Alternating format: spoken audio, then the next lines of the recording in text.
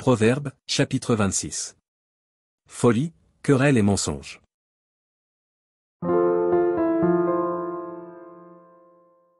Comme la neige en été, et la pluie pendant la moisson, ainsi la gloire ne convient pas à un insensé. Comme l'oiseau s'échappe, comme l'hirondelle s'envole, ainsi la malédiction sans cause n'a point d'effet. Le fouet est pour le cheval, le mors pour l'âne, et la verge pour le dos des insensés. Ne réponds pas à l'insensé selon sa folie, de peur que tu ne lui ressembles toi-même. Réponds à l'insensé selon sa folie, afin qu'il ne se regarde pas comme sage. Il se coupe les pieds, il boit l'injustice, celui qui donne des messages à un insensé. Comme les jambes du boiteux sont faibles, ainsi est une sentence dans la bouche des insensés. C'est attacher une pierre à la fronde, que d'accorder des honneurs à un insensé.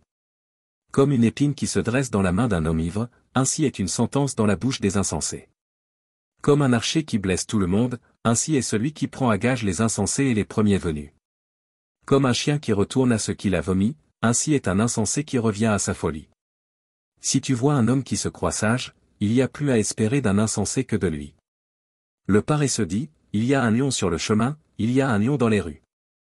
La porte tourne sur ses gonds, et le paresseux sur son lit.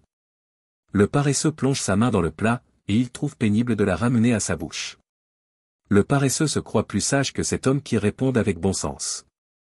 Comme celui qui saisit un chien par les oreilles, ainsi est un passant qui s'irrite pour une querelle où il n'a que faire. Comme un furieux qui lance des flammes, des flèches et la mort. Ainsi est un homme qui trompe son prochain, et qui dit, n'était-ce pas pour plaisanter? Faute de bois, le feu s'éteint, et quand il n'y a point de rapporteur, la querelle s'apaise.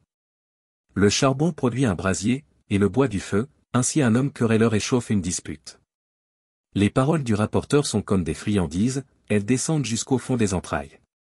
Comme des scories d'argent appliquées sur un vase de terre, ainsi sont des lèvres brûlantes et un cœur mauvais. Par ses lèvres celui qui est se déguise, et il met au-dedans de lui la tromperie. Lorsqu'il prend une voix douce, ne le crois pas, car il y a cette abomination dans son cœur. S'il cache sa haine sous la dissimulation, sa méchanceté se révélera dans l'assemblée.